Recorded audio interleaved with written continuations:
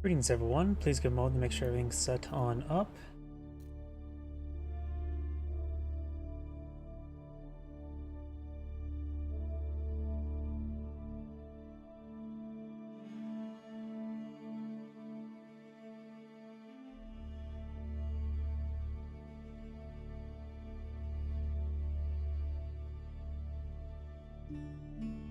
Twitter is going.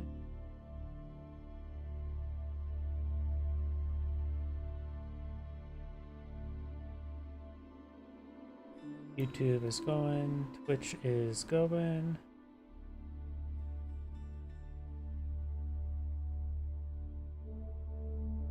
Rumble is going. Looks like everything's going good. Now let's actually find a replay.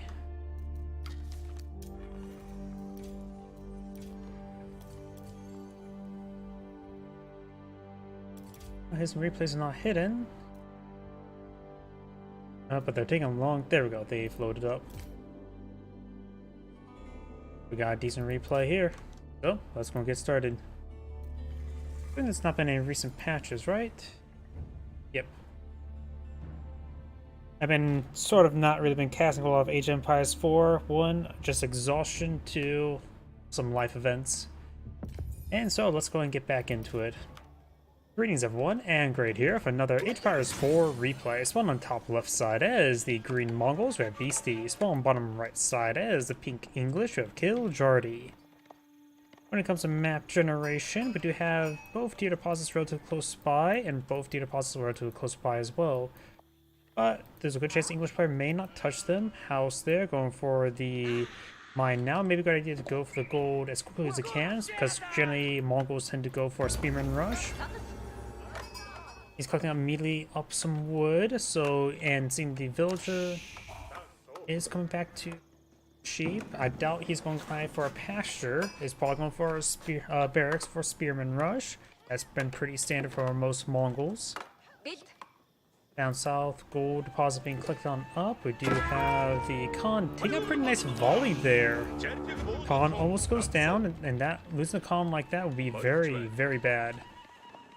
Let's collect some sheep there. There's some sheep eventually up this direction. I hear some sheep being collected. When it comes to other map generation, he has pulled out next to gold deposit. Oh, he did go for a pasture. He's 9 for spearman rush. He does go ahead and put the pasture down on top of the sheep carcass. Allows it to be clicked more into the building. If you were to click on this sheep carcass, maybe a bit difficult. It will make an even better location. And also, he's not on the pack on next to Ovo. That could result in more sheep production. Abbey King's now being built on out, which will, of course, get a bit of pressure.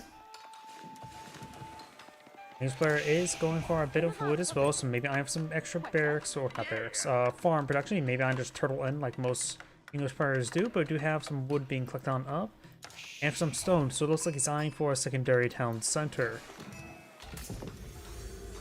And now the silver tree being built, the trading post is not in a great spot. It's more in the center. If you like, so trade would be hurt. Maybe a good idea to put the silver tree right around here, around the corner, because that could allow them some bit extra distance for trade. So then again, yeah, that would have sold in a little bit extra length.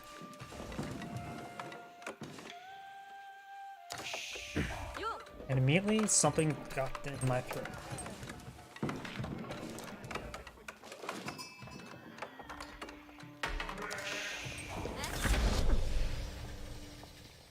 Khan does find some more sheep there. King's being pulled them out for free. And now got a stable here. He will spot the stable.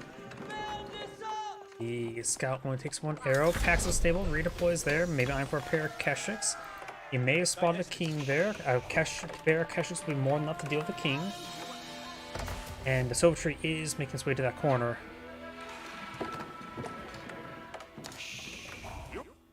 If he scouts his opponent a little bit more, he'll realize he only has a king for aggression, so he'll only keep his trade alive. A pair of Keshiks he only really needs, maybe 4 at most. Time for a bit of wood there. 8 villagers on wood, trying to collect up enough wood for more pastures. Pastures and English farms are relatively equal in cost and how many villagers can support, but the English farms are just straight up better with the mill bonuses. So the English economy will be generally better. Does get a nice little charge attack there. And the king is going to be pursued.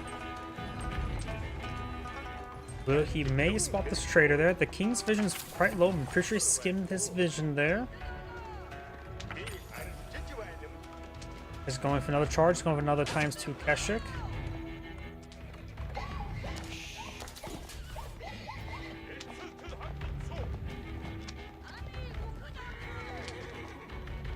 Keshik trying to go for another charge. Does get the hit there. And the next speed arrow won't be available in another 50 seconds. Good hit there.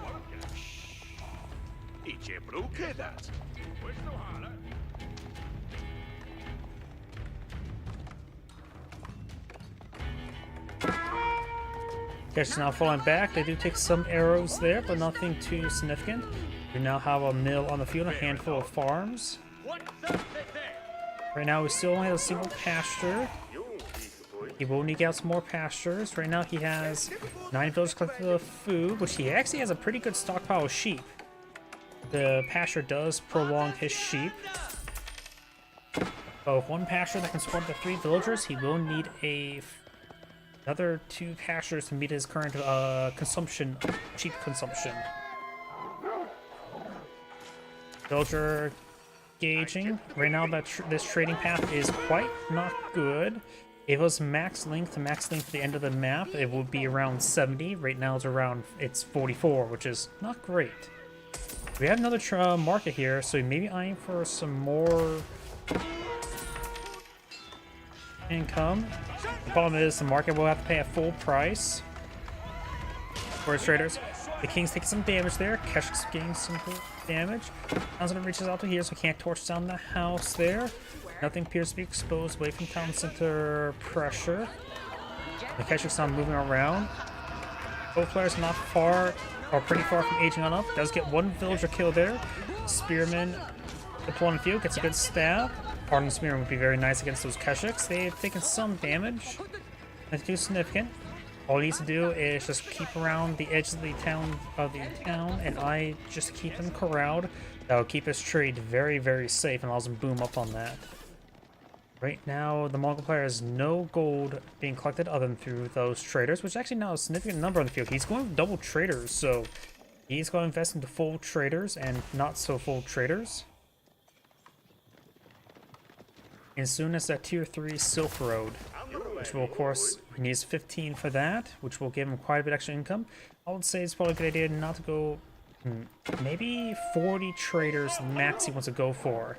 So he has plenty of space, I would say, for traders, but I think 40 is a good number, which will support all of his gold income you need for the entirety of the game. Usually at the max of trade, where you can still rely on villagers to collect gold on the map. And so I generally say around 20 to 30 is a good supplemental income, just still rely on villagers collecting up gold on the map. I still rely on the Steppe Redoubt, because the Steppe Redoubt is a very good gold landmark. Better than the Silver Tree. Either way, these Keshiks are moving on back. We got some Keshiks over here, so we've got 7 Keshiks. There are 7 spearmen in the field, so I think green can actually win the fight, though take some losses. If the spearman can get split off a little bit, he can counterattack. He actually is going to go straight for his opponent's town center. Now, he did throw the scouting falcon there, and pink's going to attack while green's going to counterattack. Or is pink counterattacking and green's attacking? Either way, they're both attacking, just not each other. And each other. Okay, that goes out train of thought. Keshiks poke their way on in. Spearmen are advancing. I noticed as well that the traders no longer have the cavalry tag since they never received cavalry bonus damage. We got a round of archers here that should be very useful against the spearmen. And he does spot all this stuff at the outpost as well. It does have a basic arrow slit.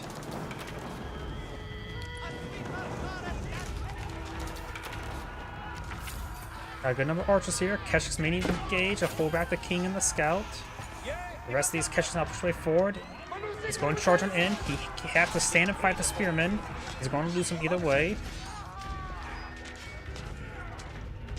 And none of the Keshiks go down there, so perfect engagement. Pink so far has killed 0 units this entire game.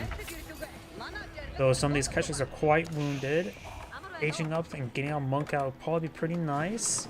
Both players are pretty close, or has the same amount of resources to age on up, so they're progressing the same rate. Keshiks will just love to find a building and start wailing on.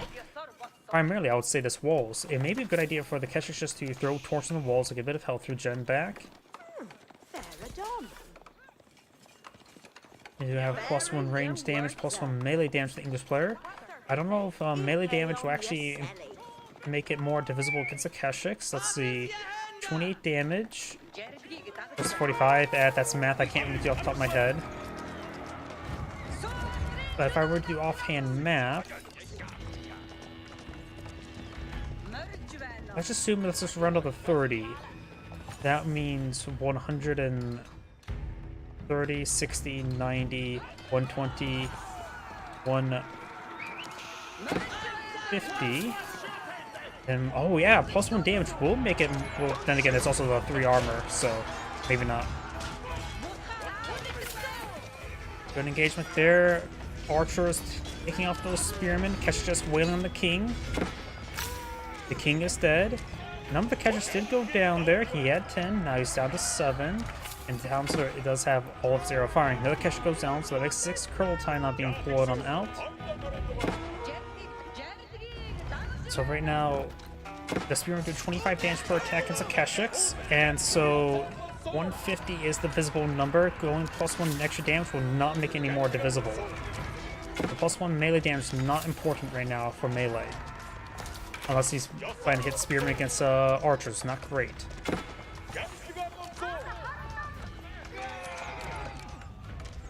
He is interrupting the White Tower, very, very good. And maybe good to just cancel the White Tower, though he is using Townsend to fight away. And he probably won't get the kill on the White Tower. Villagers not being tasked in the White Tower now. He has a handful of spearmen to protect his villagers, and Green has to fall back. He's going to lose all these units. Khan falls back. Keshiks try to get more villagers, but unsuccessful. Oh, and looks like Pink may have killed off some traitors there. So far, he's killed off 2 civilians. I'm pretty sure those will both be traitors. There's at least 1, 2 dead traitors there. So found them. White Tower is now complete, which will give him quite a bit of region. Give him 27 villager storage, and of course a keep. Let him keep his villagers. Now have a market going on up. How many traders does he have? He has 31 traders. I would say 40 would be a good number to have. But that's just me throwing off offhand number. At this point in time, it's probably best to switch to this. Right now, the traders providing 1,000 gold per minute, which is pretty good. Late game food income can get quite high, so if you compare that, let's assume 3,000 food per minute in late game food income. Reset by 30%. Let's assume it gets 1,500. Keshiks do cost. Yep, so he may still need a handful of villagers on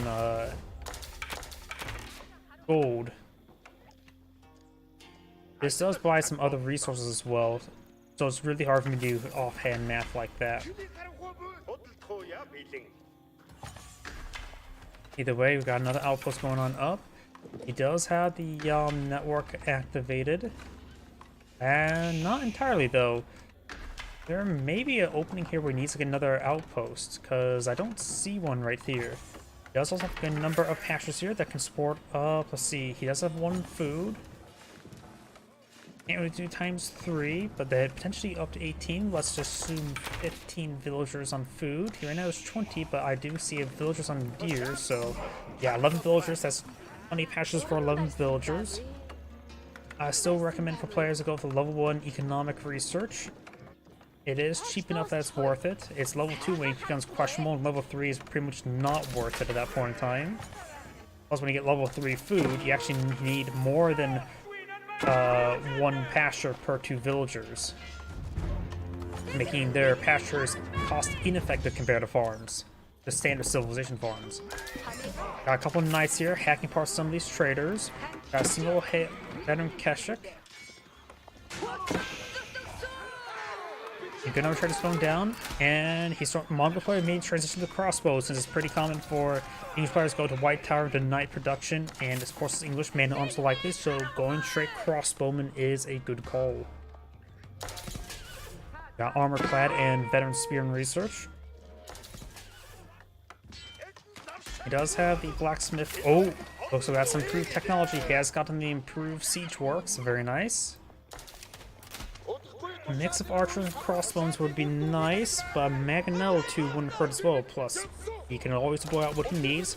He can always deploy out some traction trebuchet in the front line, among other things.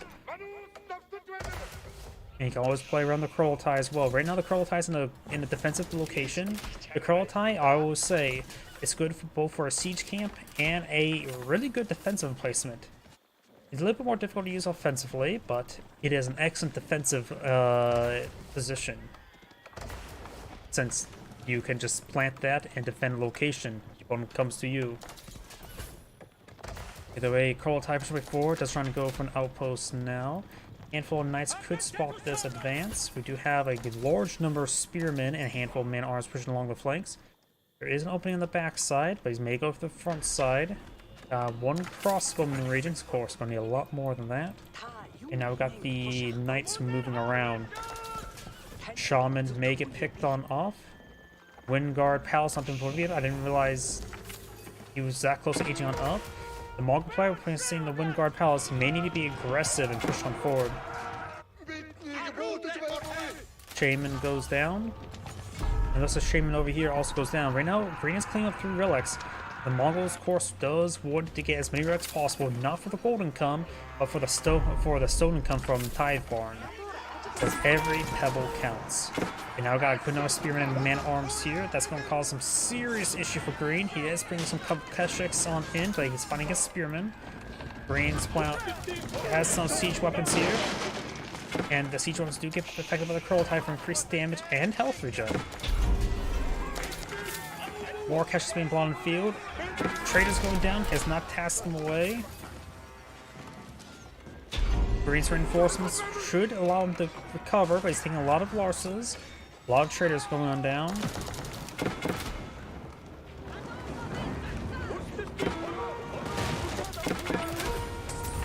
Markets are going down.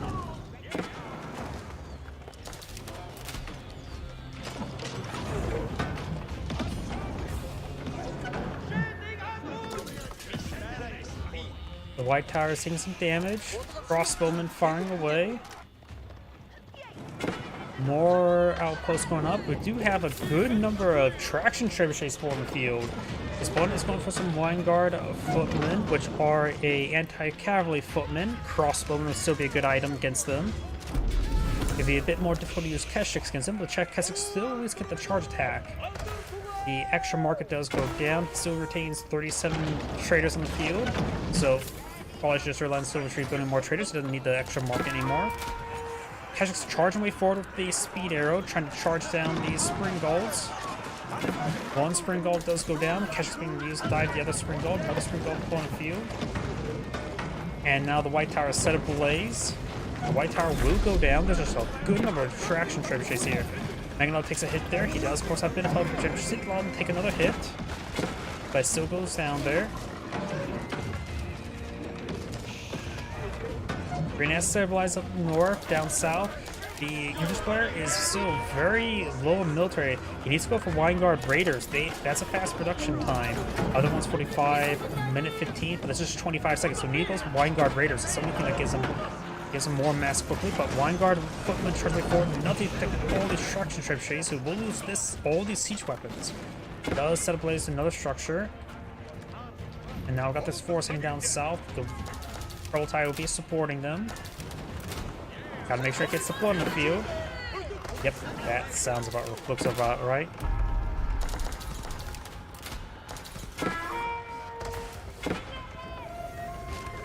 Kurultai has been built.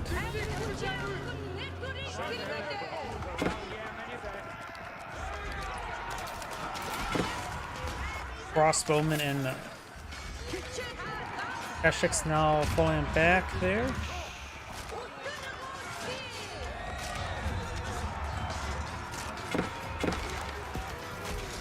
Spearman getting some good damage on the Kashix. The Spearman right now is just better, no harden. White stupid on build Q. All secret sites have been catched by green. Got still a good number of Spearmen here and Vanguard Footmen, so large amount of anti-cav. Crossbow still engaging. They're able to punch well above the way thanks to Kurultai. But all this front line is starting to disintegrate. More catches some crossbow in the build queue. Right now he has plenty of population space, so perhaps the Cognitive Palace will be a little bit better, but this will give him a lot of extra stone income, of course.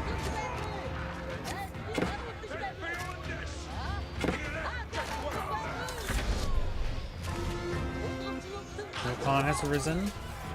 And the Kurultai media pack on up and get on out of there. We do, of course, got a couple of archers and crossbowmen there. We've now got some Vanguard Rangers being put in the field, which are elite longbowman variants.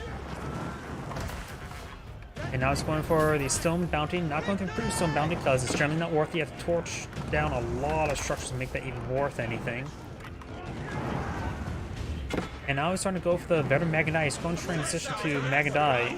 The Vanguard Rangers will be very effective against them. These Vanguard Footmen will only get... They do have a large amount of range armor still. So they can get up to 10 range armor. Magadai will have trouble against them, but he's going to try to just kill off his opponent's villagers.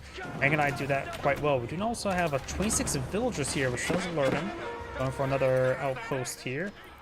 Kurultai has been redeployed here. Going for the Tide Horns now. He has claimed 4 out of 5 relics. The last relic's in Pink's territory, not claimed.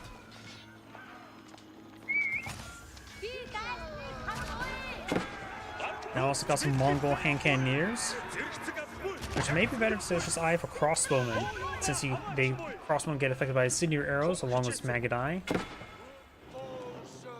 Honestly, miscollecting the Magadai because he's not going for the elite Magadai research. Maybe he decides not to go for it. So, and now it's going to research Stone Commerce, which will take quite a bit of time to refund his cost there.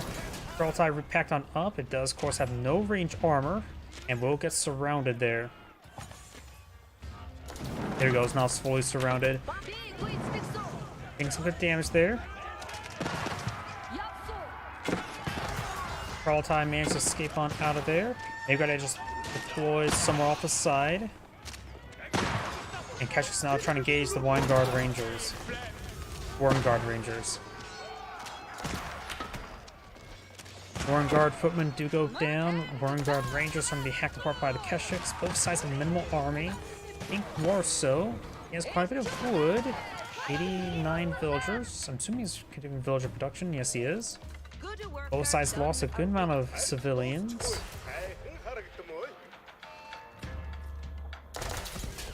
Looks like he's going to be eyeing for 50 traders.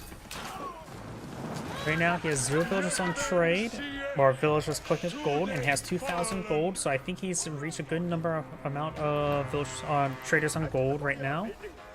Stone Commerce, we'll get a decent amount of stone income. Right now, it's up to 500 on all sources.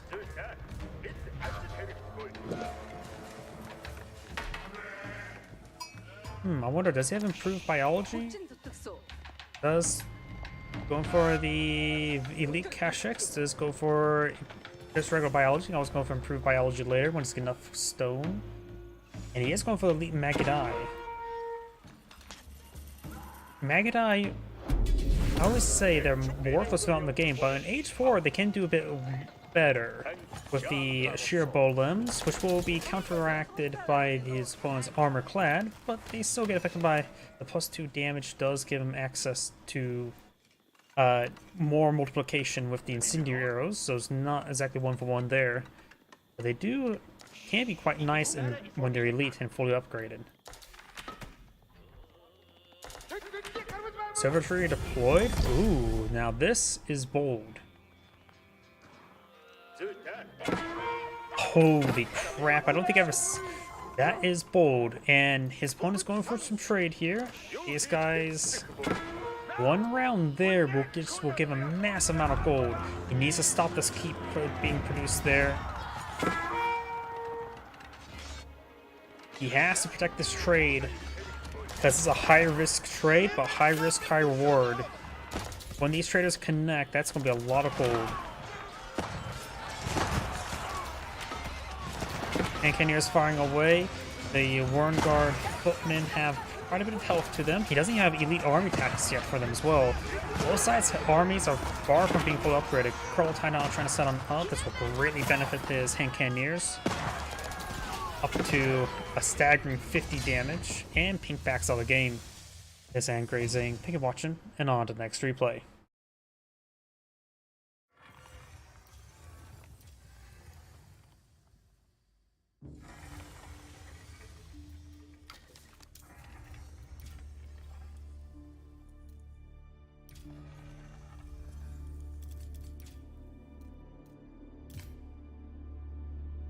Oh, got another decent length replay here.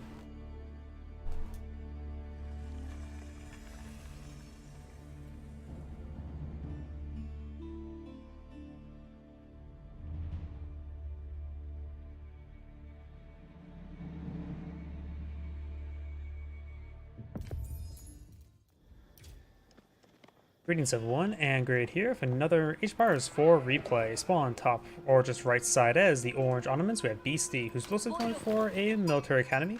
Spawn left side as the Yellow Rus. We have Kiljardi. And since we do have a Rus player on the field, let's go back on out, select the Rus player, and keep an eye on the trade bounties. Orange's scout is moving down here. Does his two deposits here and here. You see another trade or a scout? He does have one. Oh, the National Rus player has plus next second scout, but the Ottoman player is not. Can't spot this deer just yet. Does find a wolf there. Does clean up this deer deposit, so he will be at 100.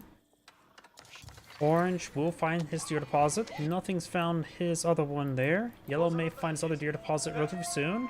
He does find a handful of sheeple. And finds a good number of wolves. There's actually a good number of wolves here.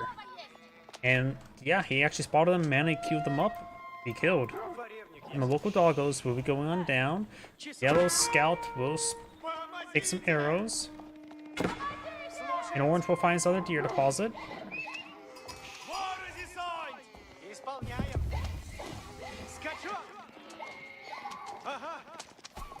Yellow gets one. And yellow only gets one. And now he's up to exactly 250 trade bounties, so that is a good number.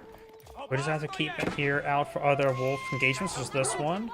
That will put him up to 275. If he finds 3 more wolves, then killing off both 4. If he finds 2 more wolves, then killing both 4, it'll give him tier 3 trade bounties. We've got now the Sultani trade network now being employed on the field, as well as some more stone collection here. But he is not building a lumber camp just yet. Okay, now not lumber camp, mining camp. Of course, I've got the Kremlin being employed on the field. In between the gold and stone deposit, keep that area nice and safe. When it comes to other map generation, Rus player has 2 gold deposits over here, along towards the Iron Boar. So overall, Rus's resources mostly spawn in a nice corner of the map. As my voice starts breaking immediately. My apologies. So he can just stick to his corner and he should be just fine. The Ottoman player has all of his gold deposits back here, and as well as a deer deposit. And we do have the traders actually on a trade. He abandons the Southern Trade Network and he's going to actually try to trade with them. Okay, the Rus, we know we got a couple of Ottoman spearmen here. So the Ottoman player is going to do something crazy. Can that trade? I mean, can this be the end? Yeah, it looks like this is the end destination for trade, I believe. Maybe not. I have no idea if the Sultani Trade Network can be used for an end destination for trade. For after all, most of the time you just see that as just a generator. So he's going for a higher yield in order to try to go, and looks like he is going back to the Sultani Trade Network. Deposit off a round of gold. That should give him more gold income. I'm not so sure. Let's see. He has 8 villages on gold right now. I'm not sure the 92 is. That was just a 1 wave of gold.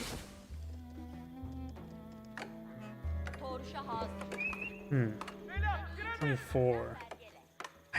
That's like a very small reward comparison, just keep them garrisoned inside. So high risk, small reward strategy. It may be just safer just to keep them in there, because 24 gold per minute is a guaranteed amount. Well, this is about... I don't know how long it takes to traverse. I guess we'll find out soon enough. It takes about 1 minute, so he's making a profit of about 7 gold in this risk, which is for 7 times 3, so 21 gold per minute. It's very high risk, low reward there. One villager mining gold will provide more than that. Orange scout getting shanked by yellow scouts, trying to eye the ghosts in some of these walls. He was unsuccessful. He also could have took a quick mode throw, torch there. Bruce player also brought some archers and a horseman. And he does take a moment to put the gold back in, but the horseman is probably a direct response trying to raid those traders, so maybe that the real value is not necessarily the extra 21 gold coins he got, but maybe the overreaction of multiple horsemen. And he does spot the horseman there. He does, of course, have a handful of free spearmen. Of course, he's one fighting against a bunch of Rus archers. So right now, Sipahi is probably the best option. I think this... Yep. Going for Sipahi and a Metra at the military school. Blacksmith now deployed in the field. So yeah, I think the real value was the overaction.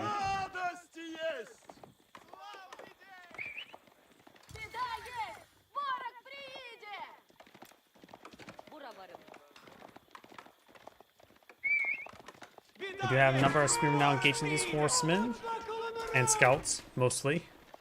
A couple archers in the back line, and these spearmen, just regular spearmen, not even hardened spearmen.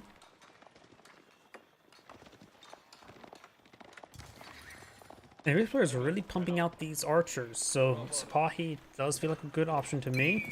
We also got 8 villagers there, not enough room for all of them.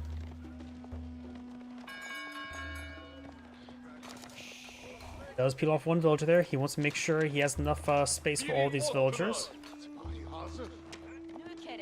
Does take a couple hits there, and will retaliate now.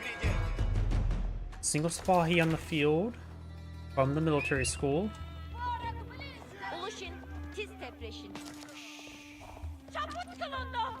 Both players have deployed out secondary town center. Spearmen not rotating around. Still just regular spearmen, not hardened spearmen, so they get 1 less damage and what? 3 less bonus damage.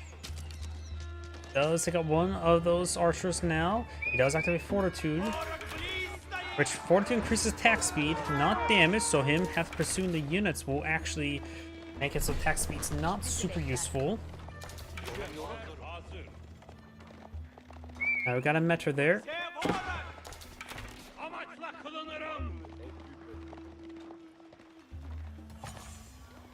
These players want more horsemen archers, so just more Sipahi would be a good option. Keep those spearmen in reserve in certain locations to prevent the horsemen from raiding, and that's about it.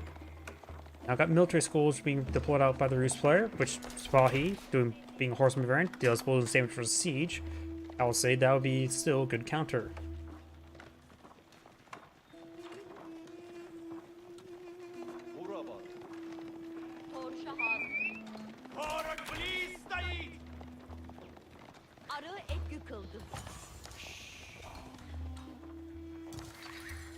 Villagers may get hit once again.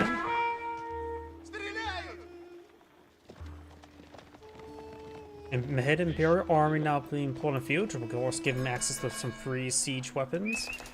It does not appear to be in the radius of the blacksmith, so we'll need to buy another blacksmith.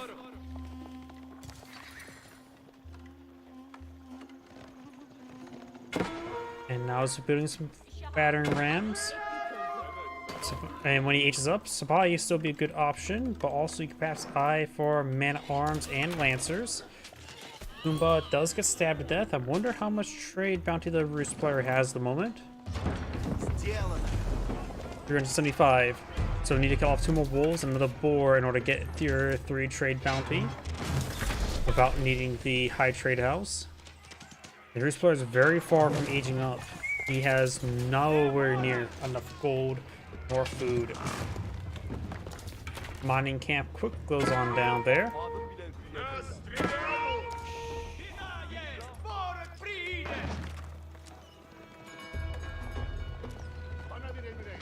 So Tani trade networks now receiving some damage. So we got a good number of archers in the field. He's going for some lancers. Spot he's on the military schools and going a handful of mana arms, a single one. Villager's taking some damage there. Going for range damage. I think range armor would be better at this moment in time, because he doesn't have ranged units on the field, so that's only give his town citizens extra damage and defense. Spot he getting ripped apart. Scouts doing a good job of soaking some damage. Archers, while they're quite out-attacked at the moment, they're here at least in good numbers. While he have increased ranged armor thanks to nearby Metter. So put the lance up to 5 armor, effectively making these archers do 1 damage each. Villagers gets inside the town center, more of the villagers may go down.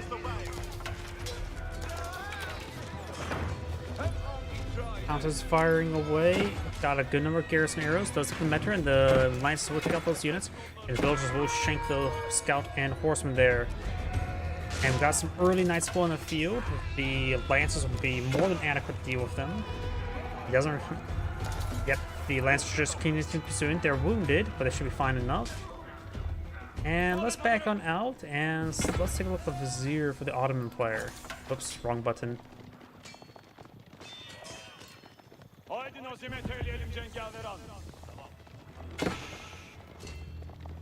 And right now the Vizier are Antolin Hills and the military campus. Now got a round spearmen full in the field. They are hardened spearmen. And the Rus player almost has enough gold to age on up, but very far from the food.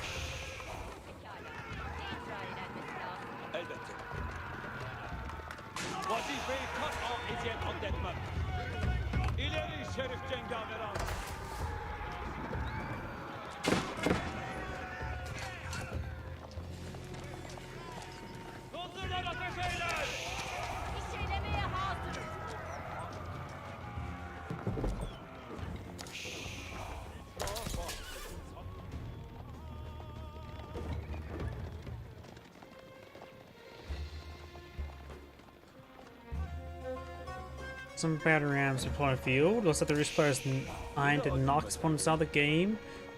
Mana Arms is going to be a great unit right now. Or just straight up Lancers. And I like Mana Arms help engage the archers and spearmen quite well. He still has to be careful with his opponent's early knights, but mixing some spearmen will not hurt. But they can be countered out by his opponent's archers. Maybe Mana Arms Maganel would be a good composition for the Ottoman player right now. Lancer's taking some damage there. No Imams on the field for the Ottoman player. And some of these villagers are getting hit there.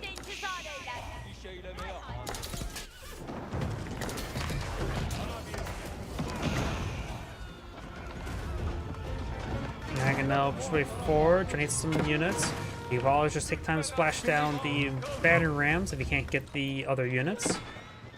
Man Arms and Lancers try and pursue the early knights. And none of the Viziers now available. Going for the. No, I'm assuming. Oh, he goes to advanced academies, not the fast training. So it's going to stand and fight and shank some of these early knights. Batarams will take out that palisade wall. We now have these lances engage these forces, but they will be cleaned on up. Good number of spearmen in the region. Now that the spearmen archers push way forward, mid Imperial armor takes some damage. It's not in the radius of a blacksmith. Lancers now engage the spearmen. Will be able to take them apart. And of course the battery rams as well. The Imam could be very useful healing up those units.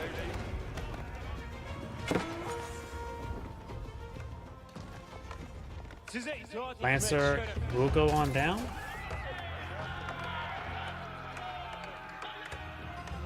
Now it looks like we got some Janissaries in build queue. So maybe eyeing them being built from the military academies, I guess, or Metro and Military Academy.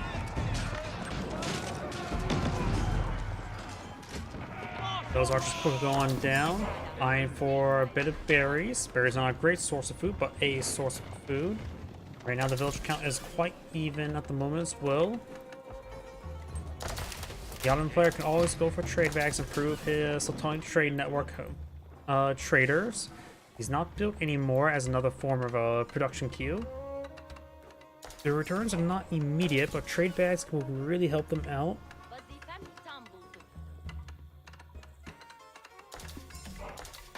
It's something that you probably could eye for later on, since traders are relatively expensive, don't provide as much gold income. You can always go for that later when he's running out of gold on the map.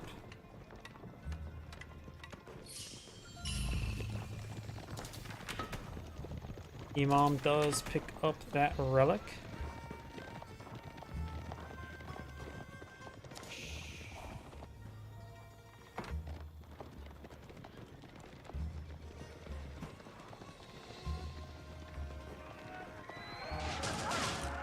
Open does find a group of villagers that has not cleaned up berry, or not berries, deer. And these deers are starting to go on down. We have a good number of spearmen here. This player has enough gold to age up and then some. Needs to eye for an age up. He needs a bit more quality in his force. Imam does go down there. Early Knight goes down as well. His Lancers are starting to engage. And the Lancers are getting ripped apart. Metra and Lancer does go down there. And now the rest of his Lancers are falling on back. When the Early Knights may impale that wounded Lancer, does and kills him. And I got these Early Knights moving around. These deer are rapidly being seized. So he's going to be running through a brick wall and he starts collecting up some wood to get out some more farms.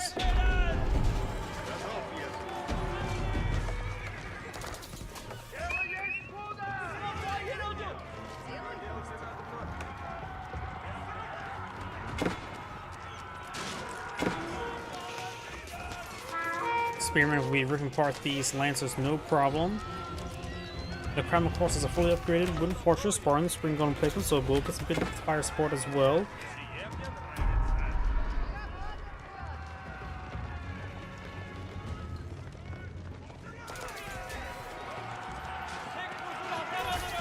Those villagers do take some damage. He does have textiles, so they're, of course, a bit more durable. The rest of these Lancers are backing on off. Do have actually a wooden fortress and clicking this boar up here is cleaning his opponent's boar. Ottomans can't eat boar since it's pork. High trade house now being built. The latest Lancers will be cleaned on up. High trade house is being built there. That's probably the best spot for it. Yeah, look at a small tree deposit in this large one. There's also have a nearby trading or hunting cabin there.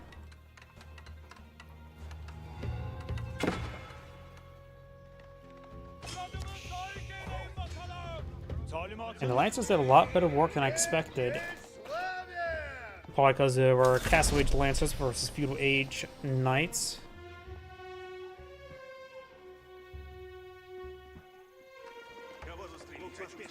We do now have the veteran archer research as well as some veteran spearmen. Got some farms now going on up, very nice. A good number of farms. He was rapidly running out of food on the side of the map. And now we've got the Istanbul Observatory, so when the Rus player finally aged up, the Ottoman player is going to age up as well. And this will improve his free production bonuses he will receive. He gets out some more free units. Looks like this guy's now under influence of another... Actually, looks like he is under influence of a production bonus. Just not sure which blacksmith. Don't think this doesn't look like it's reaching, so not sure.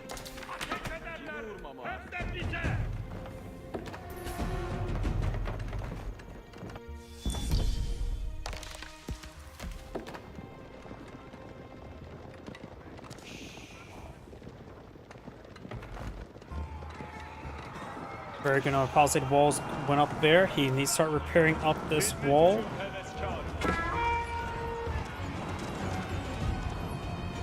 Lancers do back on off. He sees all these Lancers still. Probably a good idea to go for some crossbowmen. He's going for more archers and spearmen. A very gold inefficient or gold lacking army. And he's actually approaching pop cap, so he's going to be running into a quality issue relatively soon. And now, of course, biology being researched, elite and lancer.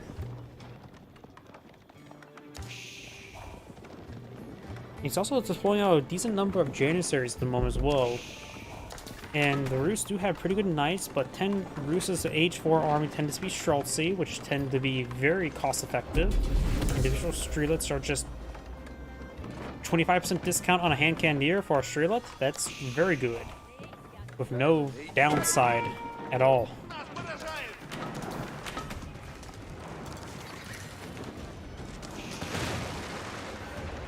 We got a very large number of Mangonels here that will rip apart this army. Castle Age units tend to get bludgeoned by Mangonels quite nicely, plus the fact that it's all infantry in a very tight formation. So the Mangonels crew apart the entire formation. List them hit Imperial armies transition to Great Bombards now. Very nice.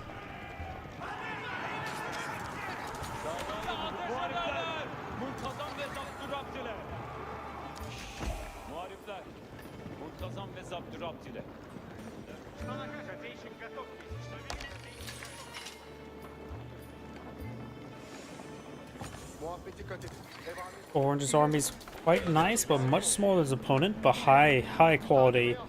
Orange, look at this. His army size is nearly half, but his value is nearly doubled. Does hit the damage. Got elite knights, some Janissaries before. They don't have chemistry nor trench guns just yet, I believe. Yep, doesn't look like it. Nor even elite. Mangonels finds some pretty good volleys there, taking out some good damage. Elite Spahi research now complete. Does break on through. Spearmen are getting ripped apart by the Mangonels among everything. His Lancers will take some hits, but they are really high quality at the moment.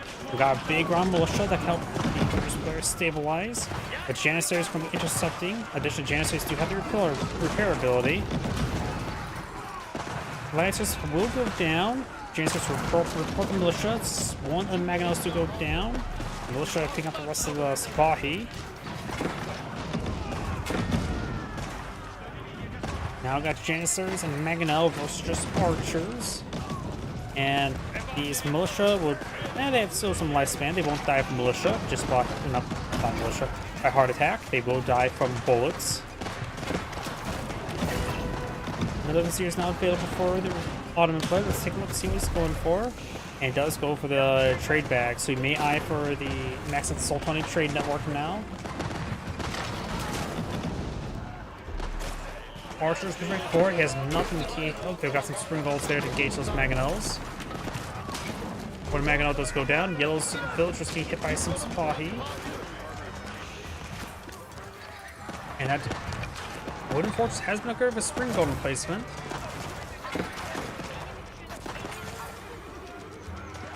Spahi now engaging those archers. These archers right now have 9 damage. Spahi right now has 7 range armor. Taking minimal damage from those archers. And there goes that last of the spring golds.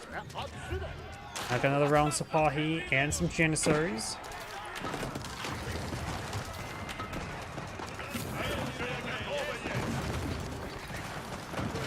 And the Wooden Fortress will go down. The Villagers inside of it as well. Probably. Got some more man arms and spearmen push way forward. Whose player has enough resources to age on up. He may need to go for the Spritskaya Tower, the advanced defensive placement. Even then, I don't know. He needs the vessels. He does back up the game instead. This aggravates a big watching, and on to the next replay. Before I get on the next replay, I do need to rush him. Please give me one moment.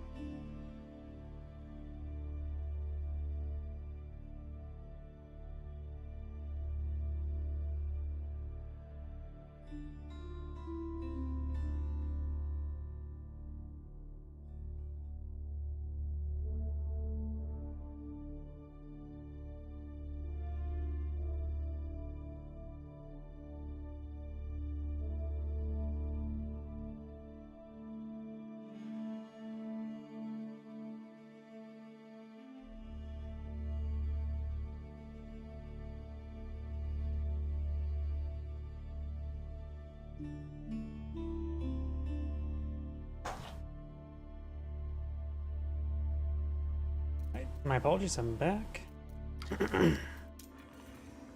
Let's see if there's any good other replays here.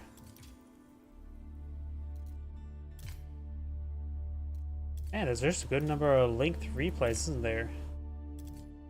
Though it looks like it's still between the same players, so maybe gotta find. Let's just go to this right here. Volume vs. Holy Empire, still the same players. That's probably this game just resulted in this few set of games. Short. Go too short.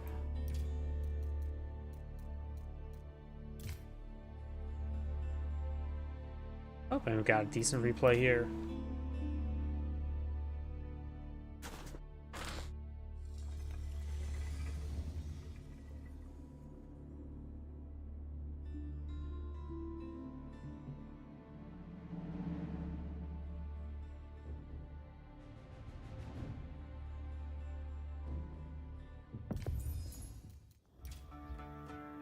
Greetings everyone, and Grade here with another H-Pires 4 replay. Spawn on top left side as the orange English player with WOM01. Spawn on bottom right side as the red Maulian player, we have Beastie.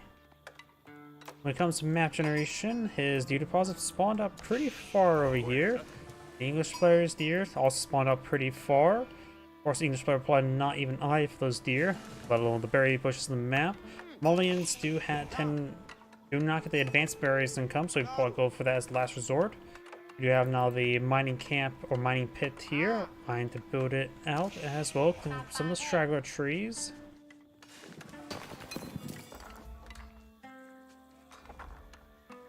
When it comes to other map generation, English player's gold spawned out in front of him, nothing off to the behind him. One of the Maulian's gold deposits spawned way up there, and he's every single. Nope, he needs 4 out of 5 to get out the mining pit, so this one's probably not one he's going to build a mining pit on. Maybe he must, because look at this. You notice we'll allow him to put more mining or housing around this one here. It is going to be cut off by the ends of the earth. So this will actually provide him more value than this one here. Abbey Kings now being employed on out. I wonder if we'll see the Sultani trade or the we're going to the Monster Quarry, not Sultani Trade Network. Get what the other one was, that All Outpost variant. My mind just drawing blank.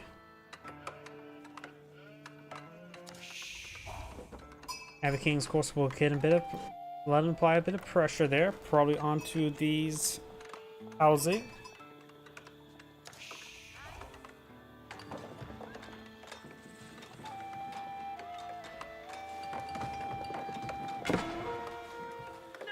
We do have now the scout does take a bit of damage there.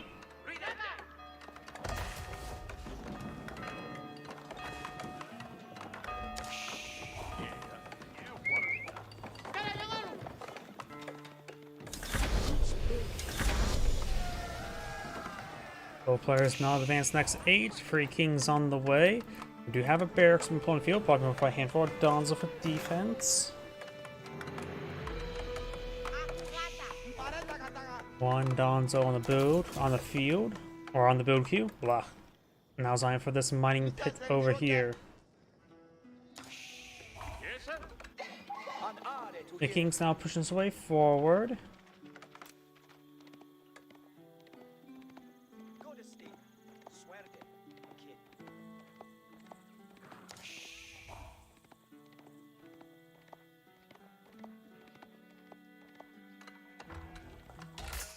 We now have towns that are being built here as well, so the English player will have 2 town centers. King is moving around. bit of walls here to protect this flank. Mining pit slowly going on up. I do now have this king advancing. And now staying still. Got some cows being built as well. Probably gonna go for the can't speak. Grand Filani Corral.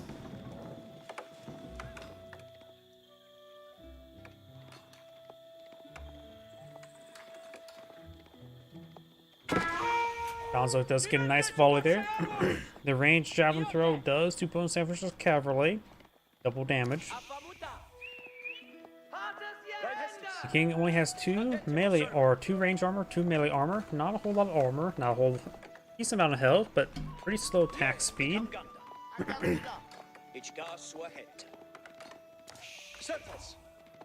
King and Scout moving around, trying to find another opportunity to gauge. We do have a handful of Donzo here for defense. He does have the hardened Donzo. Does get a nice little volley there as well. King taking some damage there.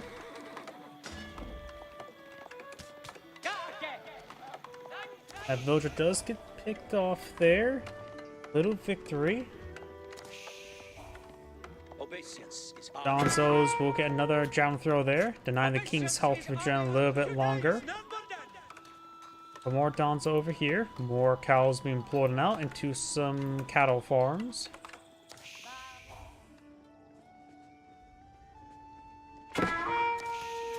Nice, more health regen there. We'll take a good stab there. 28 health remaining. Donzos have 28 damage.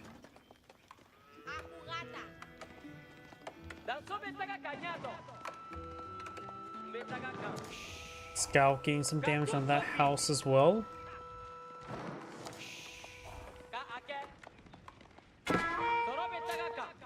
And there goes another volley there, which will help deny the king's health regen a little bit longer.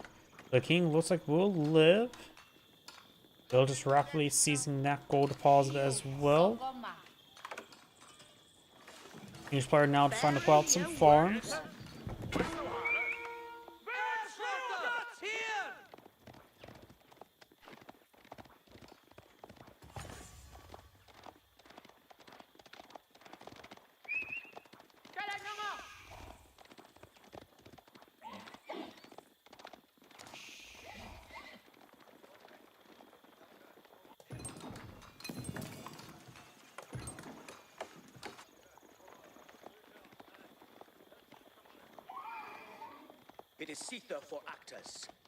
King and Scout moving around.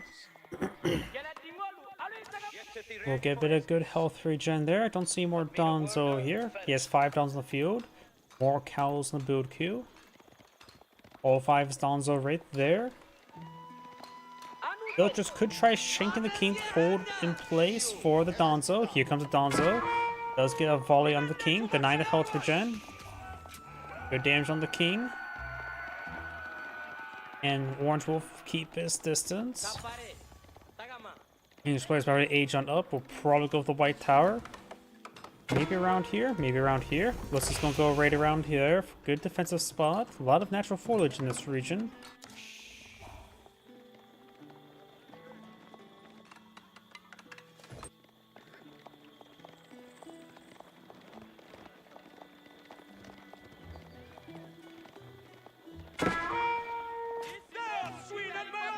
Good damage there onto the king. We do now have a big round of walls being built. We also got some Musafati warriors. He needs a little bit more food for the Malian player.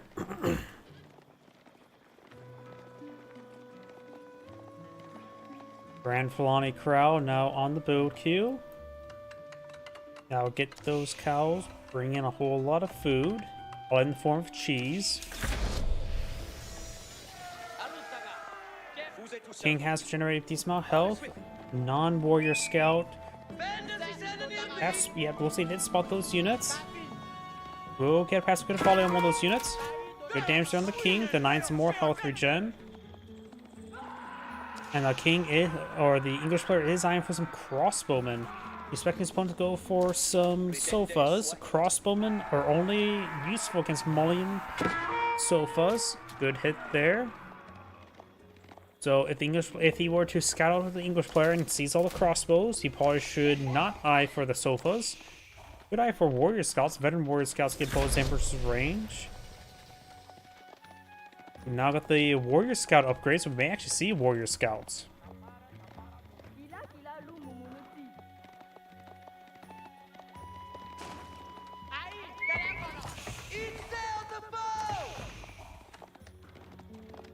Does get that wall built. Maintaining good spotting on these units.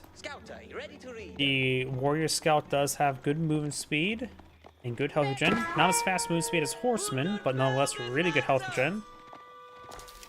And does retain the bonus damage versus scouts.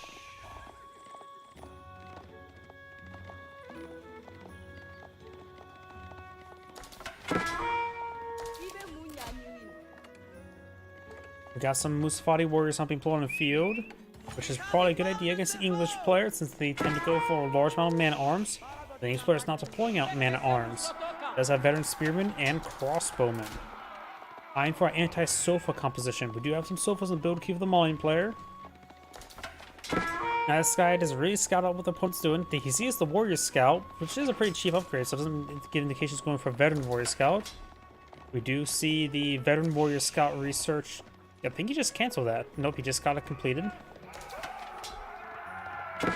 He does see the veteran warrior scout, which does gain the anti-range damage bonus. Great hits there on the king. King slowly being whittled on down. May see some conflict there. We've got a number of crossbowmen, a handful of spearmen. Does put the sofas and the warrior scouts. The king is dead.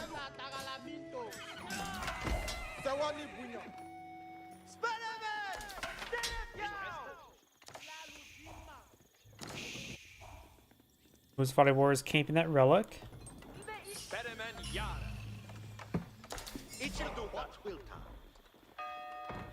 Big round of walls being built. We do now have this Imam trying to grab some relics. We do have some warrior scouts or Musafati warriors. Musafati warriors will beat spear in 1-for-1 combat and do cost the same cost of 80, just difference in food, wood, and gold amounts. Got more scouts and, or veteran warrior scouts and some Musafati warriors. Musafati warriors do move at a pretty good movement speed as well.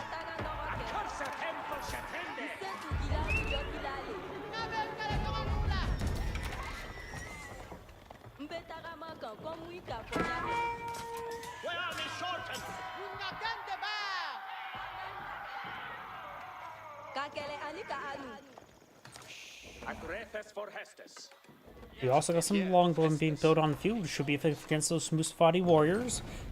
Sofas do have the imported armor, so they do have good armor rate. Actually, no, they don't have imported armor, so the longbowmen can get some decent damage onto them. Sofas do have a pretty good move speed as well.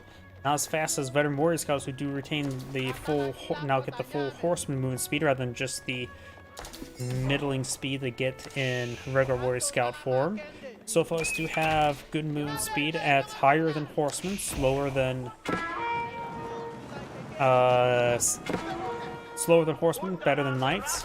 But now the spearmen now trying to engage these forces. Got a handful of crossmen here, but most of this is warrior scouts. Only a handful of sofas there, so the crossbow is not going to be super useful. The longbowmen will get good damage across all of them. Now got a good number of Musafati warriors here and some warrior scouts.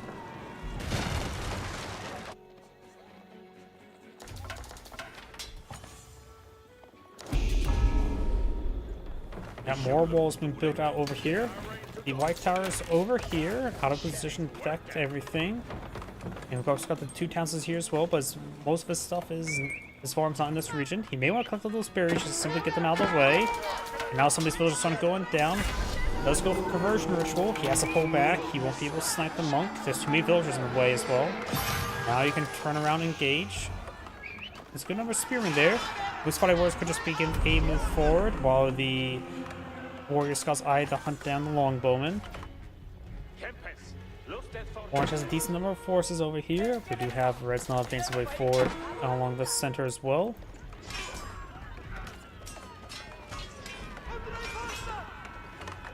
Got some food incoming here. We do have all the basic economic, or the age 3 economic resource for Malian.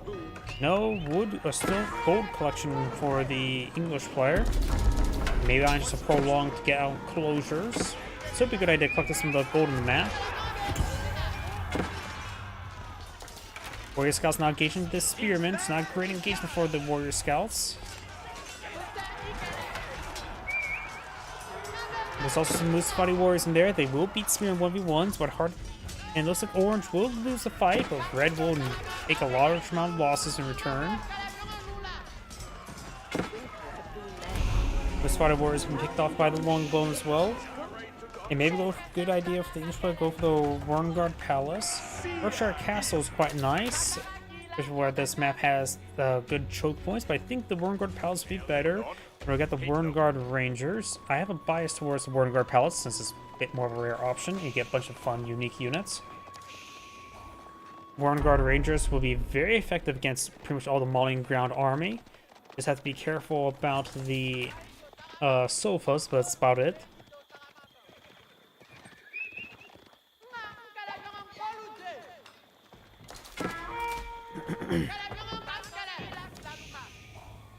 Veteran Warrior Scout gains some damage to that villager, but he will escape on out of there.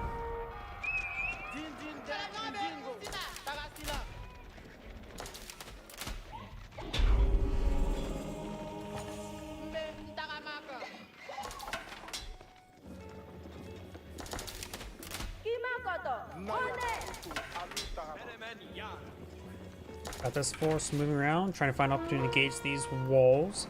Engage these walls as well. The English army's gonna be split. Right now he has 40 versus 64. Quality's in half as well.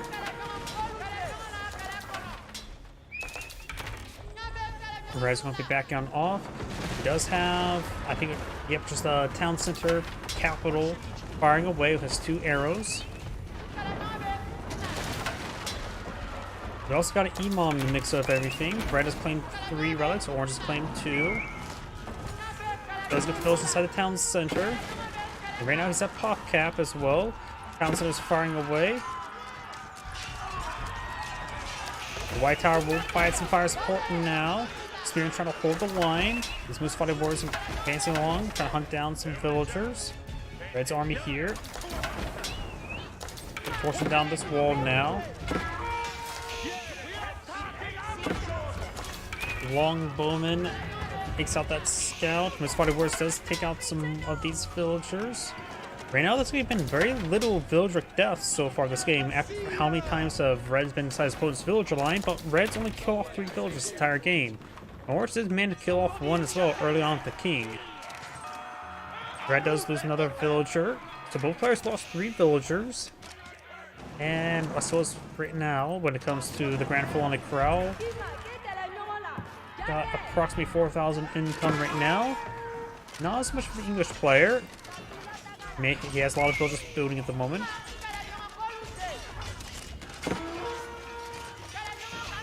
Definitely the crossbone or a bad option for the English player. Or of the Hunter's not being built out the Malian player, which is going to be deployed on the center of the map.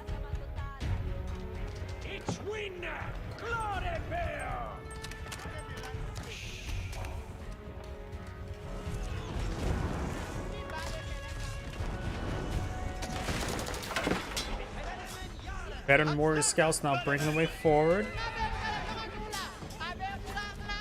Veteran Warrior Scouts do have a relatively slow attack speed as well. Slower than Horsemen, but not by a significant amount. Warrior Scouts do also have amazing health regen, so backing off the corner of his opponent's base will probably give him full health. Spearman now gains some hits on those Veteran Warrior Scouts, and they do take some damage. We've also got another line of walls there. He's starting to roll on these Veteran Warrior Scouts. Let's get a couple more villagers down. Here comes the Longbone. Longbone gets some great damage just as they have no inherent range armor, but they do get bonus damage for them, so they are counter to each other.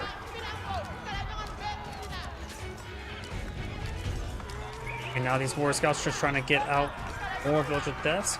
Do now the Warngard Palace not being built. Very nice.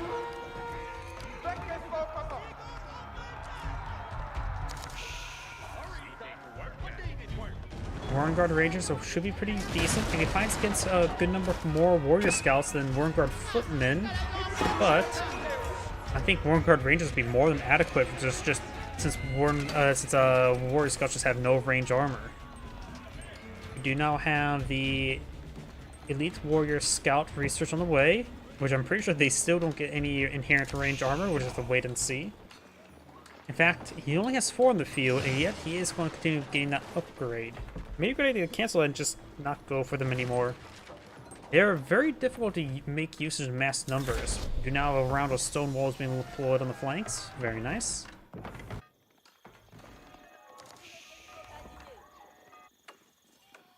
Elite Warrior Scouts are being built in large numbers. Yep, still no inherent range armor. I know the Maulians do need a bit of rebalancing when it comes to some sort of stuff. I always think that the poison arrow that they can get research is good in small engagements, worthless in large engagements, and I always think the poison arrows should be rebalanced towards so that archers get like +3 bonus damage against heavy, something immediately effective, but also limitedly effective against heavy, as one way to improve the archer. We've got Warren Raiders being deployed in the field, given 3 knights, 3 horsemen. Another thing that could help out the Maulians is people don't use the Warrior Scouts all too often. Maybe giving them a bit of range armor in their elite upgrade as a possibility. Maybe +3 range armor with the it can be combined with elite upgrade.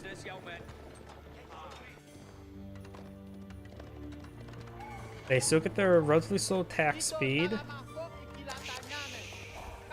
Yeah, I'm just not sure.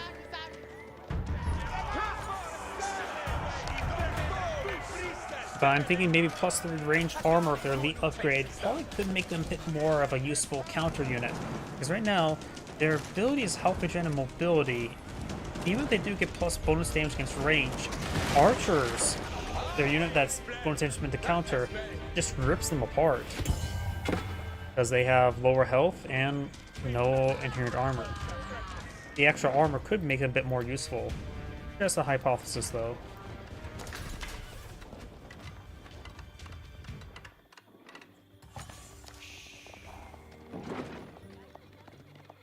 And also, we would like to see Donzo reworked to be maybe standard and veteran or hardened. They, of course, are light infantry units, but maybe when they get to veteran, they actually become heavy and and they should perhaps get more melee armor and maybe a bit of range armor per level up.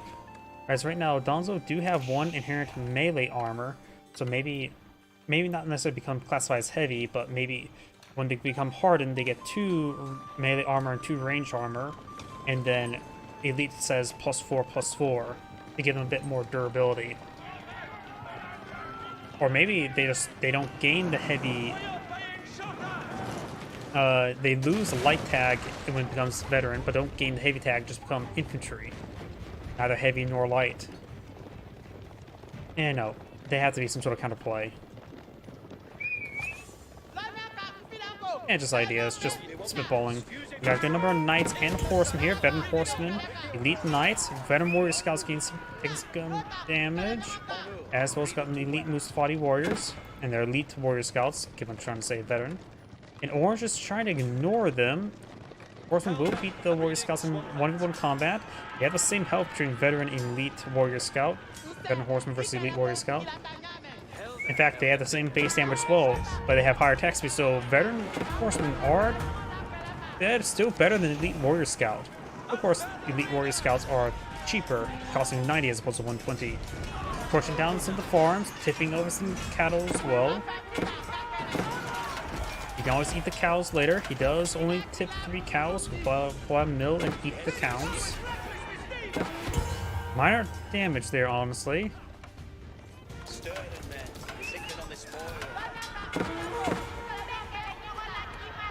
Orange's army just being pursued. Mustafati warriors, he does peel off some. And the rest of the orange army makes its way up here. He does have some defenses here, but not a whole lot to deal with this cavalry.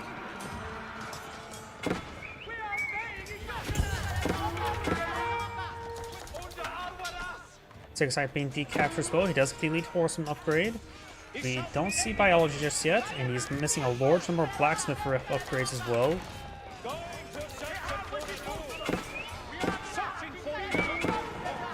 The Spotty Warriors now engaging, does some damage on those knights.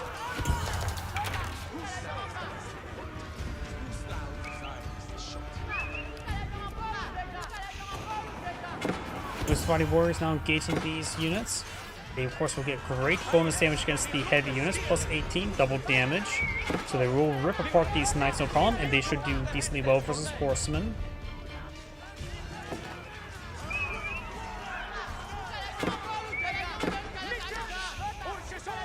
And looks like these elite warrior scouts taking out some villagers. The English player is on a 93 villagers versus opponent's 81 with the Grand Filani Corral. The Malian player should have better economy at the moment. Maybe a good idea that the Malian players are eyeing to pull out some toll outposts and eye for a handful of traders to get that started going. Though he doesn't have the economy to spare for that. More of the Warren Guard Rangers from the point of view. It's a very fast producing army.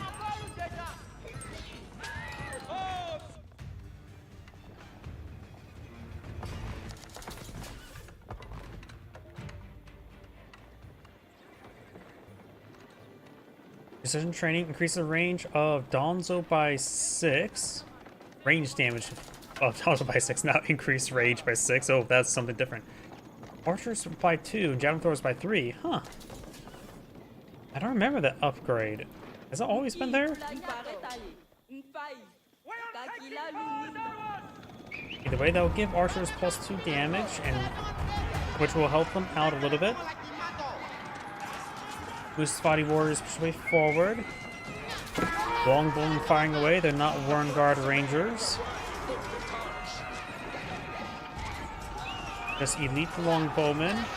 Got these knights and horsemen push way forward, gets damage on those elite warrior scouts.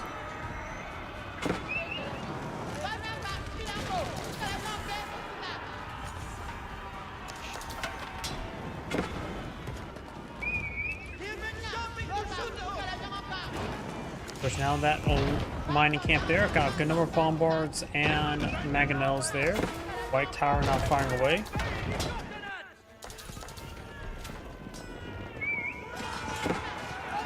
The Spotty Warriors now engaging. The Spotty Warriors now push way forward, trying to hit those villagers. Does trap some of them. With Spotty Warriors shooting on in as well. The White Tower, if he should really gears in the White Tower. The White Tower will quite a bit of fire support. But of course, it's going down to all those siege holders. Got a decent amount of horsemen here. Spearmen pushing forward as well. And there's quite a bit of a choke point here. You can't really go for Warren Guard footmen against all the Spotty Warriors. Right now, longbowmen would be very nice against all this. So we're going for some Warren Guard Raiders since they offer this fast producing army. Technically has 6 barracks. 6 barracks that also produces a discount. Also, gate takes damage there. Moose Spotty Warriors getting tied up there. He's forced to stay in the fight, which is not great. Mangonel is rotating around to find another opportunity to engage. And some of the horsemen and knights now break on through to get the Mangonels. Bombards running away. The Spotty Warriors getting some damage on in.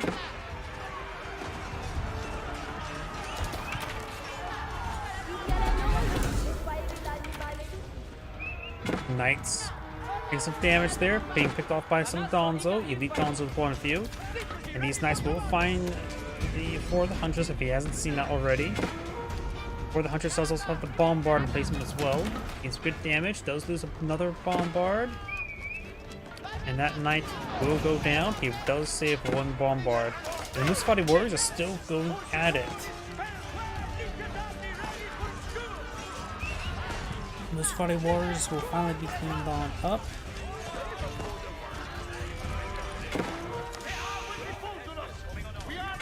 And it looks like these villagers are standing fighting. They're not great archers, but they are basic archers. Which is still not great archers in the Imperial Age.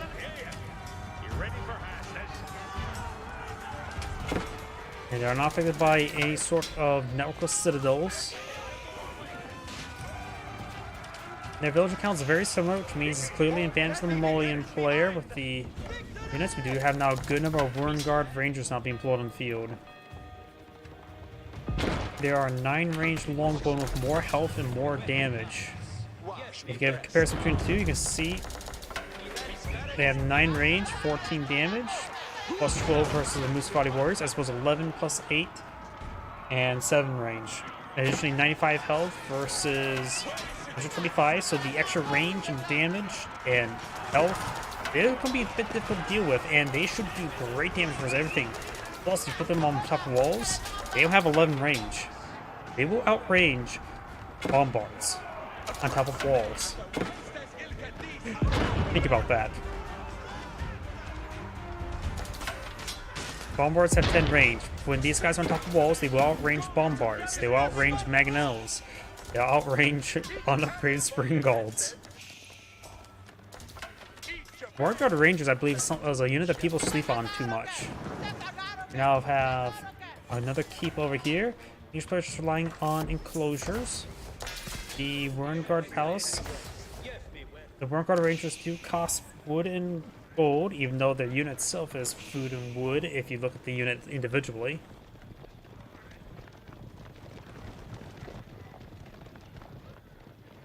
The English player is not buying for man-at-arms.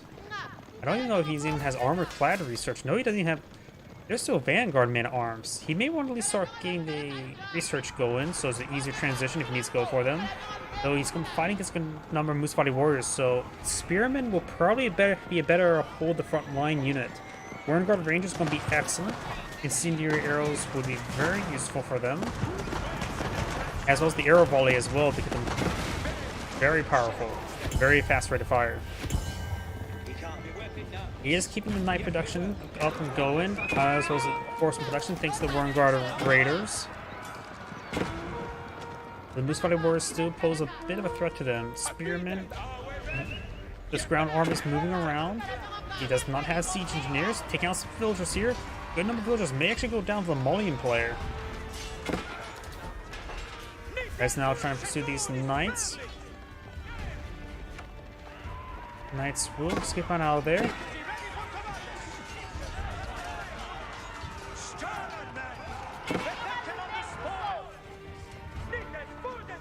The tipped over cows still being cleaned on up. We also got a keep way back here.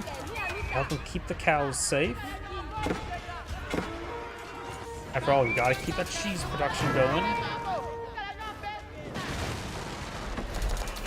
So let's break down some walls there, try and break on through. You can throw some units on top of the walls themselves, get them firing away from a safe position.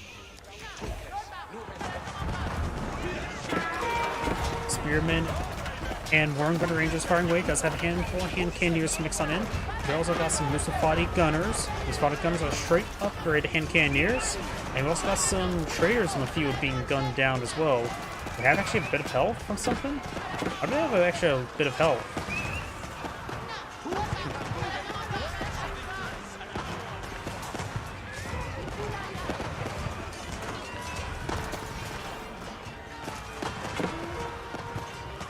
Wurmgard Rangers firing away. Doesn't have the fully automatic upgrade. Does have incendiary arrows.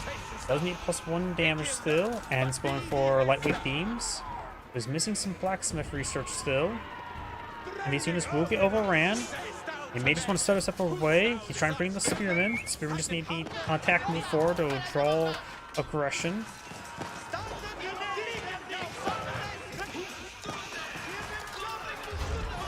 Sofas do have imported armor.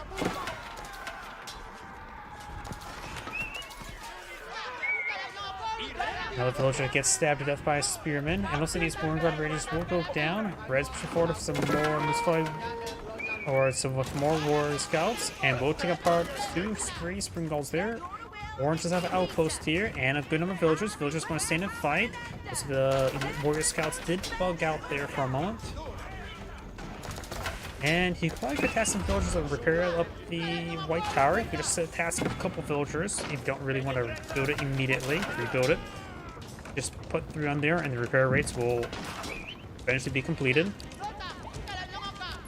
25 Musafati gunners being put on the field. I do believe the Warren Guard Rangers will be quite decent against them, going for range as rather than damage. Plus, the arrow volley research could actually make them match the damage as well, I believe.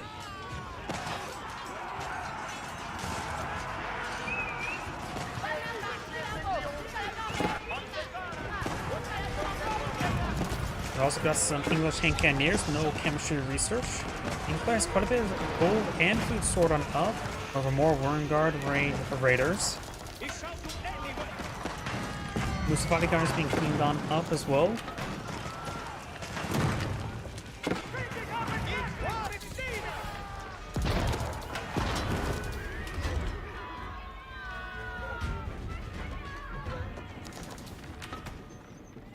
He did pull out the mining camp over here, as I mentioned. That's actually not a great spot. There's actually a mining pit down here, or he could put a better mining pit down there.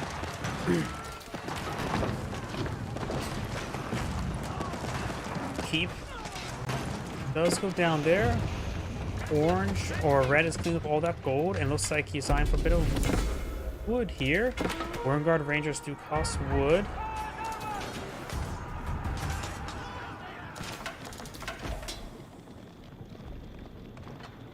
And does trap those bombards.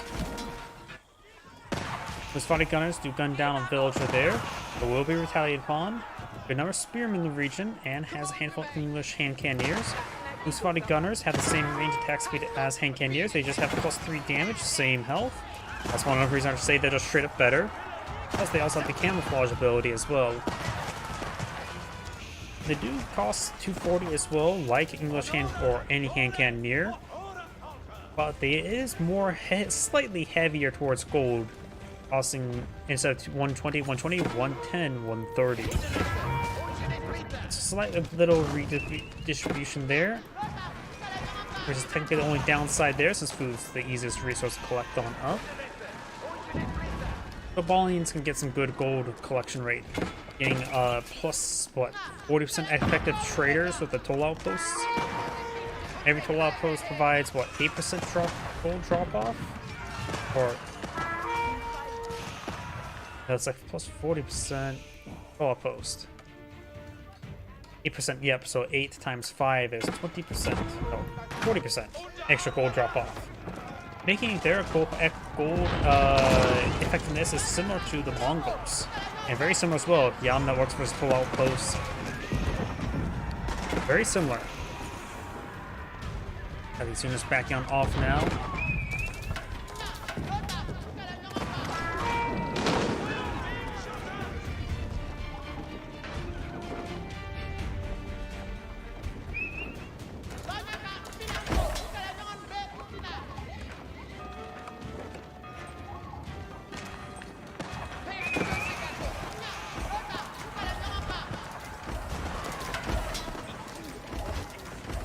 Those villagers starting to go on down. Red's advancing up to the north. Some English villagers are a bit exposed there. He does have good gold stockpile, so for not clicking up that gold immediately. Couple spearmen there, get a nice spear brace, but they're severely outnumbered. Orange does have a maxed out army. He has units moving around. You could decide to camp that trade post there and deny his opponent's trade. We have the Mullen player has a good amount of food and gold as well as wood and stockpile. The English player has these stockpile, but less. And we got still a great number of spearmen there. He has 8 Warren Guard Raiders queued on up, no Warren Guard Rangers. Warren's from engaged, got a good number of spearmen being these various warrior scouts. Our Musafati warriors, like I said, are vastly superior than spearmen. But we've got some Musafati gunners being pushed forward a little bit foolishly. We've also got the hand cannoneers, or some Musafati gunners on the high ground, engaging with +2 range, thanks to being on top of a wall. White Tower has not been repaired. Bombards firing away to get out the outpost now. Spearmen being pulled out in good numbers, so Red's army will be killed off by Orange's reinforcements. But Orange's reserve of resources are dwindled. Going for a round Maganos. Blah, I'm just butchering my words. Now I got the Spearman advancing beyond top of the walls so they take reduced range damage. So the Moose Body Gunners had trouble there. And great splash damage there from the Maganos. Red's army does get clean up there, but he's doing a good job of remaxing. Has a good number of Musfati warriors and gunners on the field. And also has a decent number of sofas and warrior scouts on the field as well. Come on, you mate. You ready for the next worker on the roll? Be ready. All right, do.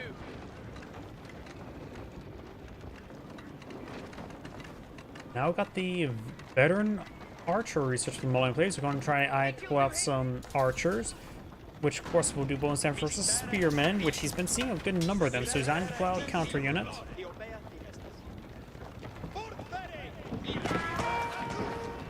Musfati gunners firing away, revealing themselves. Maganos retaliating. Got the white tower fully built. No upgrades at the moment. Musfati gunners and Musfati warriors taking out some Maganos. Warrior scouts sending some damage over there. Villagers do go down. And it's been clean up those units. Orange moving around. And now got these forces trying to eye for some villagers.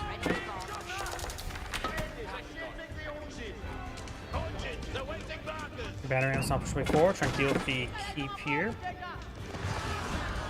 Spear now getting the Musfati warriors.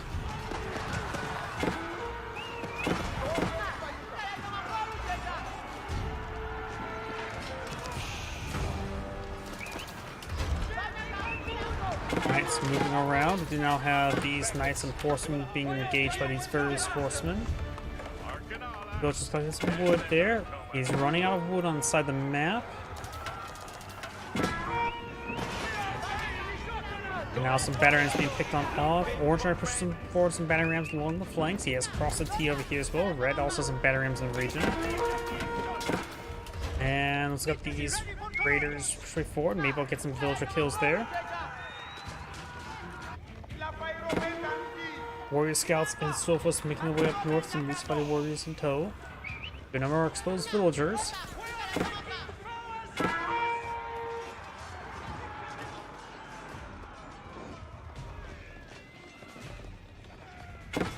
And those villagers looks like gonna get ripped apart. Trying to bring this away over to these raiders. These forces moving around, getting some good damage on the Musfati warriors. And for another lumber camp there. And the English player is now down, won't be below 70 villagers relatively soon. He's just losing far too many villagers. More Musfati warriors in the back line. The English player is not maxed out the moment. Malian economy is now more than doubled than his opponent. He has more than double the villagers now. His economy may be tripled. Yeah, that looks like tripled the economy. Or at least doubled.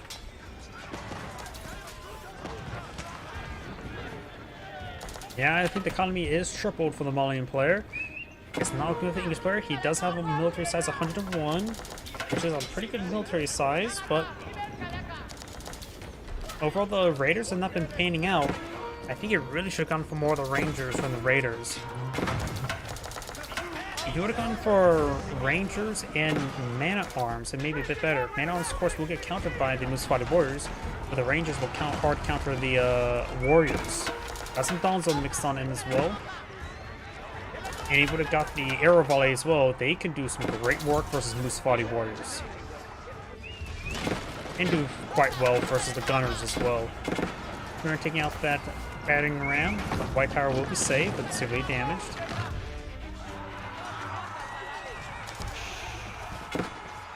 Donzo also as well are superior than the spearmen. Right now they do still have one inherent melee armor, as well as having higher health. 168 versus 156.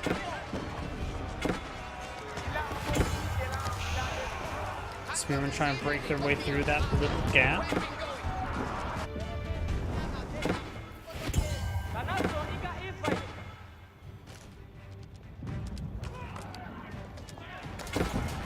Now I got these knights and horsemen. They could take out some villagers, but going down south, trying to take out this keep.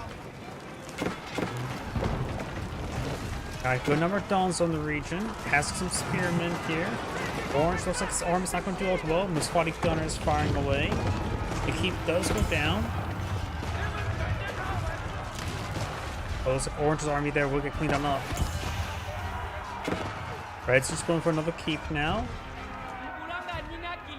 Red has an army, sizable army over here. Both sides have a similar army number. The English players' reserves are being consumed in resources. We got some Wormguard footmen being put on the field, which will be big versus those Donzo, of course. They're not good against those Musafati warriors.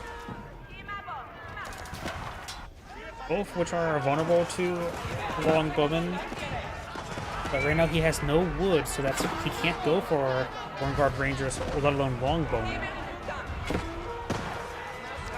Or that's the wrong way to say it. Can't go for longbowmen, let alone Wormguard Rangers. That's how you say that. Either way, Spearman engaged some various units there. Musafati gunners firing away. We do also have a veteran archer. Does have poison arrows. Overall has pretty good damage at the moment. No incendiary arrows either. The archer just got completed.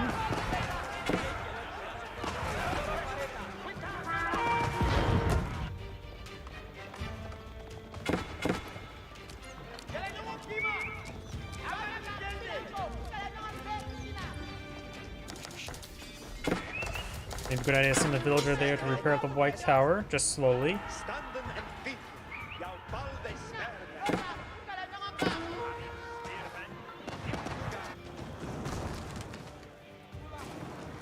More Wormguard footmen now being pulled on the field. He's queuing up a whole bunch of them. He's lacking barracks. He's been pretty much relying entirely on the Wormguard Palace for his production.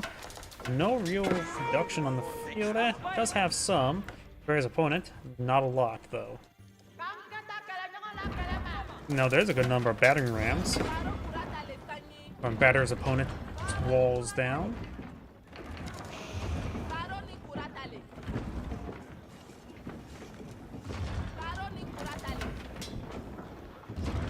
Each player has an army of 50. The Mauling player has 75. At Pop Cap, he's far from Pop Cap.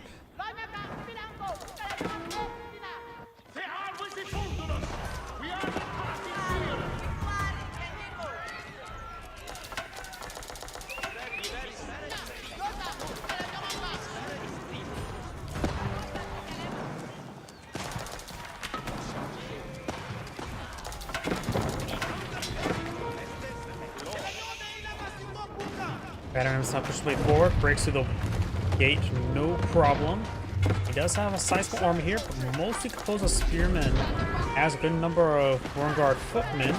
Musafati warriors would just generally be very useful. And Donalzo won't be half bad either. He has also a good number of Musafati gunners. Musafati gunners gets on the high ground, getting +2 range and some extra resistance. Right now, he's lacking a bit of front line there. Running up the walls did take a bit of time. Banners pretty forward, breaking down some farms. Got some sofas over here.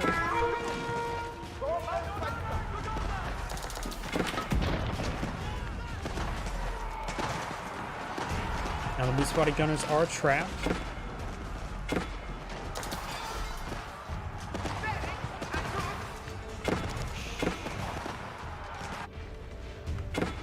Yep, I think that bit of time, taking time to run up the wall was very, very bad by Red.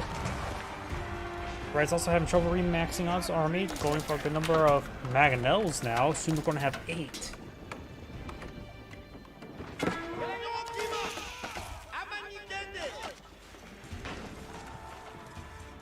Tideborn now being researched by Red.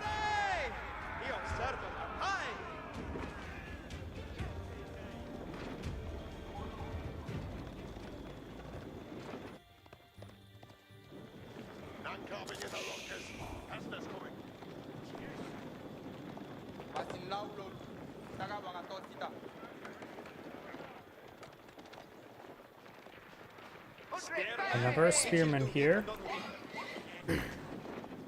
There's now advancing way forward. White tower has not been repaired.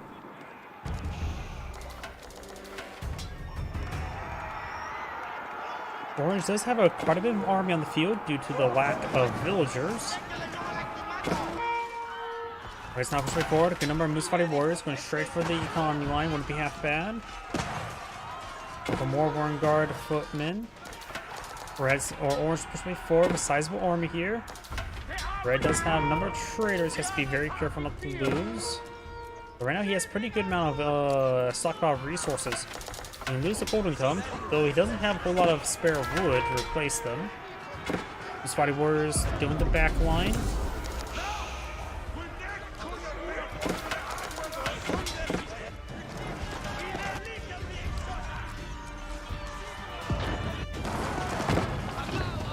Keep will go down. Here comes the Mangonels. They may get one massive volley there. Got an okay volley, not a massive volley. Massive number of Mangonels. Gets great volley damage there. Another volley. Getting some great damage, but they will get overran. That's a massive loss there. Ooh. They got some good damage done, but that is a massive loss. Speaking about losses, each player is down to a nice number of villagers, which is not so nice for him.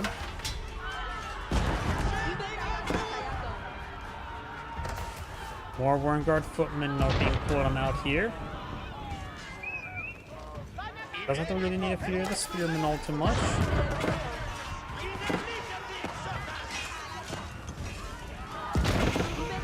Bombard does go down there.